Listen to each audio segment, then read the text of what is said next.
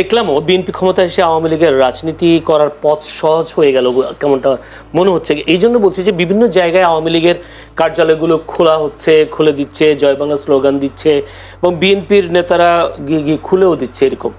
তাহলে কি বিএনপি ক্ষমতায় আসার কারণে আওয়ামী লীগের রাজনীতি করার পথটা সহজ হয়ে গেল কিনা? শুধু আওয়ামী লীগ বিএনপি বা যার যার জায়গা থেকে খুঁজতা না, দেখুন এটি বাস্তবতা। বাংলাদেশের মানুষ যে দলই করুক না কেন, আমি সবসময় একটি কথা বলি, 80 থেকে 90% মানুষ মুক্তিযুদ্ধের চেতনায় বিশ্বাসী। সেই মানুষগুলোও খুশি।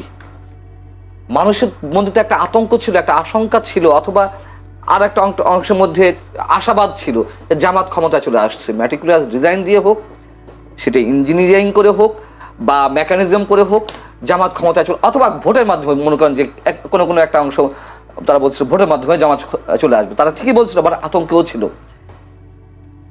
আপনি নিশ্চয়ই, আমি আর কাউকে না দিয়ে উদাহরণ না দিই, আমি তো একজন সিটিজেন হিসেবে, একজন সাধারণ মানুষ হিসেবে আমি তো চাই স্বাধীনতা বিরোধী কোনো শক্তি ক্ষমতায় না আসুক। হ্যাঁ, সেদিক থেকে আমিও খুশি। তার কারণ এই যে স্বাধীনতা 54 বছর পর এসে এখনো এই যে এনসিপি, আমি সব নেতাদের কথা বলছি না, এনসিপির বিশেষ একটি অংশ অথবা জামাতের একটি অংশ, তারা মুক্তিযুদ্ধকে যেভাবে খাটো করেছে এটা তো মেনে নেওয়া যায় না। এবং 18 মাস জয়নুল, আপনি বলুন, নিজেকে আদালতের কাঠগড়ায় দাঁড় করেন, মনে করেন যে সাক্ষ্য দেন, আপনি কি নিশ্চিন্তে থাকতে পেরেছেন? মানুষের জীবনের নাভিশ্বাস উঠেছে নিরাপত্তার দিক থেকে। নতুন যে মবতন্ত্র কায়েম হয়েছিল, যে মানে কখন কে মবের শিকার হবে কেউ বলতে পারছিল না, এবং এইগুলো কে ঘটিয়েছে? সবাই মিলেমিশে ঘটিয়েছে। জামাত ঘটিয়েছে, বিএনপি লোকেরা ঘটিয়েছে, এনসিপি ঘটিয়েছে। কি আশা করেন সামনে মবতন্ত্র হবে কি হবে না? কমবে তো বটেই, মানে একেবারে যে বন্ধ হয়ে যাবে রাতে তা না, তবে অবশ্যই কমবে এবং একটা সময় বন্ধও হবে, এটুকু আশা করি। এবং তারেক রহমান যে আশাবাদ মানুষের মনে জাগাচ্ছে, মানে আমি তো প্রথমে বলেছি ব্রুট মেজরিটি অবশ্যই খারাপ দৃষ্টান্ত হয়ে আছে যুগে যুগে। এবারও যে খারাপ হবে না তা বলা যায় না, তবে আমরা আশা করতে পারি। তিনি তারেক রহমান সব বিরোধী দলের নেতাদের বাসায় গিয়ে দেখা করছেন, নতুন সংস্কৃতি, অবশ্যই এটা ভালো উদ্যোগ। এবং আওয়ামী লীগের রাজনৈতিক কার্যালয় আপনি খোলার কথা বলেছেন, এটা তো আশার কথা। দেখুন, এটা তো বাস্তবতা। আওয়ামী লীগের নেতাকর্মীরা যারা অন্যায় করেছে, অপরাধ করেছে, চুরি করেছে, বাটপারি করেছে, গুম করেছে, খুন করেছে, তাদের সবার বিচার আমরা চাই। কিন্তু একটা ইনস্টিটিউশন কেন বন্ধ রাখতে হবে, যেটা রাজিক ভাই প্রথমে বলছিলেন, তো খুব স্বাভাবিক আমরা চাই। এবং এই যে টক শোতে যারা আসেন, তাদের এই অংশটাকে বাদ দিয়েন প্লিজ। ওই যে উত্তপ্ত কথাবার্তা বলে, মানে ঝগড়াঝাটি বাধায় দেয়, এবং ওই যে ইনফ্লুয়েন্সিয়াল কথাবার্তা বলে নেগেটিভলি, বাংলাদেশের রাজনীতি নষ্ট হওয়ার পেছনে এই একটা অংশ কিন্তু দায়ী। গণমাধ্যম যেমন দায়ী, এদেরও দায়ী। আমরা চাই প্রতিদ্বন্দ্বিতা থাকুক, প্রতিহিংসা না থাকুক। আর একটা প্রশ্ন, সেটা হচ্ছে, আপনি নিজেই বলেছেন জামায়াতের মুক্তিযুদ্ধ বিরোধী একটা শক্তি আসুক ক্ষমতা, এটা আপনিও চান না, দেশের মানুষও চায়নি। কিন্তু ভোটের দিক হিসাব করলে জামায়াতের বেশ উত্থান হয়েছে।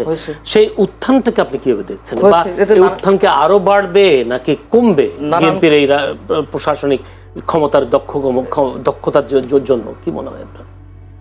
এটা একটা ভ্যালিড কোশ্চেন যে জামাত আরো এগিয়ে যাবে কিনা। আমার মনে হয় জামাত এটি সর্বশেষ সুযোগ ছিল আমার ধারণা মতে, মানে ফোরকাস্টিং এর জায়গাতেও 23 গুণ ওরা উত্থান হয়েছে।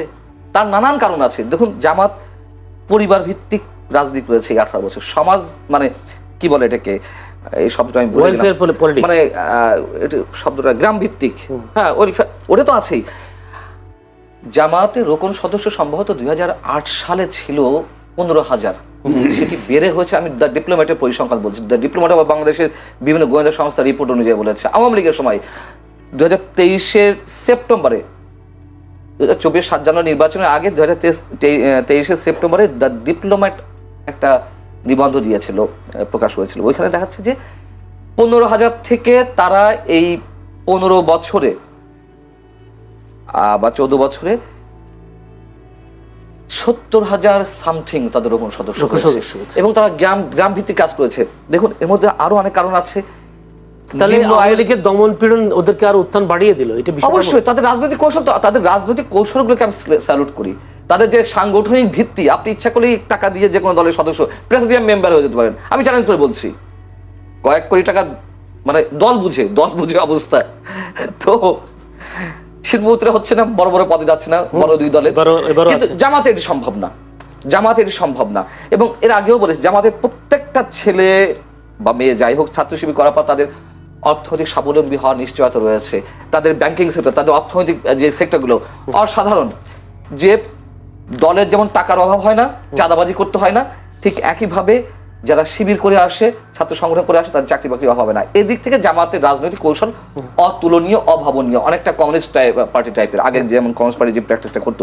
যাই হোক, কিন্তু এই যে ভোট বাড়লো, দেখুন আমার কিন্তু এই ভোটে অনেকেই বলছে যে 100% সহি শুদ্ধ তো ভোট হয়নি, আগের দিন থেকে ভোট মারা শুরু হয়েছে, সিল মারা শুরু হয়েছে, কিছু না কিছু ঘটেছে।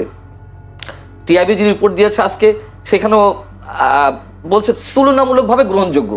তার মানে বলেনি কিন্তু 100% বা 90% বা 95% বলেনি, কিছু ঘটেছে। এবং এটি সত্য কথা, গ্রাম পর্যায়ে এবং নিম্ন আয়ের মানুষ, আমি নিরক্ষর বা অশিক্ষিত বলবো না, নিম্ন আয়ের মানুষের মধ্যে এবং গ্রাম পর্যায়ে জামাতের জনপ্রিয়তা বেড়েছে, এটাই বাস্তবতা। যদি আবু হেনা রাজ্জাকি, আমি যদি আজকে নুরুল হক নূরের একটা বক্তব্য, তিনি বলেছেন জামাতের এই উত্থান অশনি সংকেত, জামায়াতের উত্থান ঠেকাতে গবেষণা করার প্রয়োজন বলে তিনি জানিয়েছেন এবং এখনই পদক্ষেপ নিতে হবে। আপনি কি মনে করেন? ধন্যবাদ আপনাকে এবং আমার বন্ধুবর সহ-আলোচক।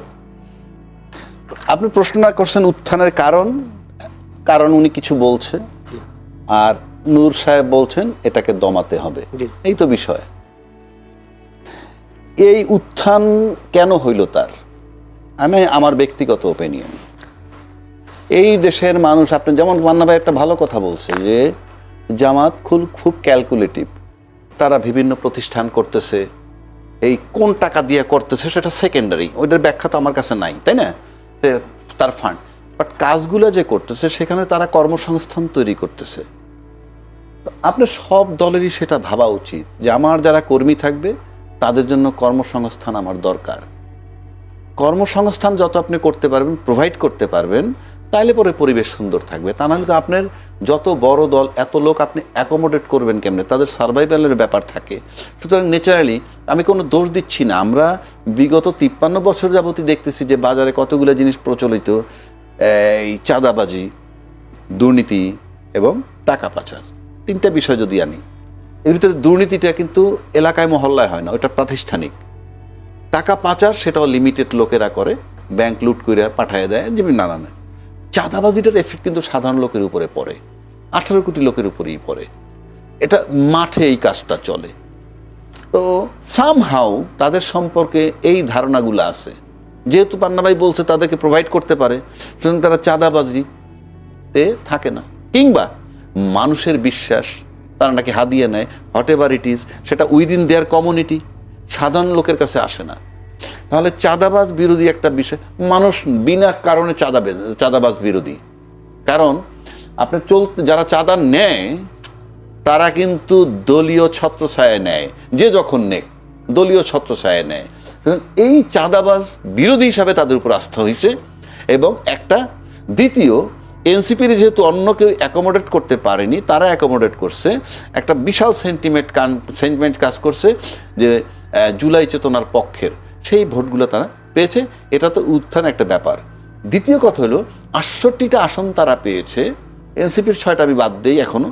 এই 68টা আসন যদি তারা অ্যাটলিস্ট চাঁদা মুক্ত রাখতে পারে, এই সিটগুলো কিন্তু ফিক্সড হবে, আপনি কোনোভাবে নিতে পারবেন না। এই উত্থান ঠেকাতে পদক্ষেপ নিতে হবে বলেছেন নুরুল হক নূর, কি করবে, কি পদক্ষেপ নিতে হলে জামাতরে করাপ্ট বানাইতে হবে, জামাত চাঁদাবাজি করতে হবে, জামাতের টাকা পাচার করতে হবে, জামাতের দুর্নীতি করতে হবে, তাইলে পরে জনগণ তাকে কি করবে।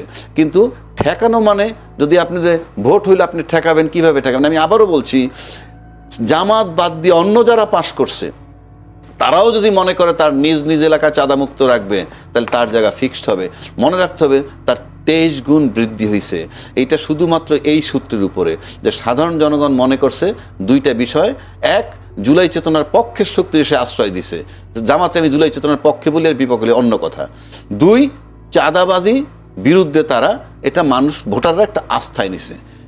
এবার আসেন আরেকটা বিষয় দেখতে হবে আমাদের, এবার সংসদে যে 3টা দল আছে, 3টা দলই কিন্তু দাবি মোতাবেক বিগত সরকার দ্বারা নির্যাতিত। তিনটা দলই, যদি বলি জামাত, যদি বলি বিএনপি, যদি বলি এনসিপি, তিন দলই কিন্তু নির্যাতিত। এনসিপি তো তখন ছিল না। ছিল না, এনসিপি তো পরে হয়েছে, তখন ছাত্ররা ছিল। এই ছাত্ররা তো নির্যাতনের শিকার ঠিক হয়। আছে, না না, এরাই নাহিদরাও টর্চার না, হয়েছে। বিষয় বিরোধী ছাত্র আন্দোলন যেটা হ্যাঁ, ছিল। টর্চার হয়েছে। আমি তার পক্ষপাতিত্ব করছি না, আমি বলছি তারা নির্যাতিত। তাহলে এই পার্লামেন্টটাকে আমরা একটা বিষয় দেখতে চাই। আমি বলছি না আপনি আওয়ামী লীগের লোক ধরেন আর জবাই করেন, ন। আপনি যারা অপরাধী, পান্নাবাই ওটা একমত হবে, যে ছোট যদি সচেতন লোক, যে তাদের বিচার হোক, যারা অপরাধী তাদের বিচার হোক। তাদের বিচারের পর আপনি স্বাধীন দেশে তারা যাতে রাজনীতি করতে পারে সেই চিন্তায় চলে যান।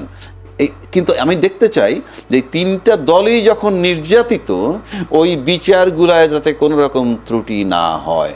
তাহলে এবং এই বিচারে যদি ত্রুটি হয়, তাহলে জনগণ জাজমেন্টে নিবে কোন দলটার কারিশমায় বিচার প্রলং হচ্ছে বা হচ্ছে না।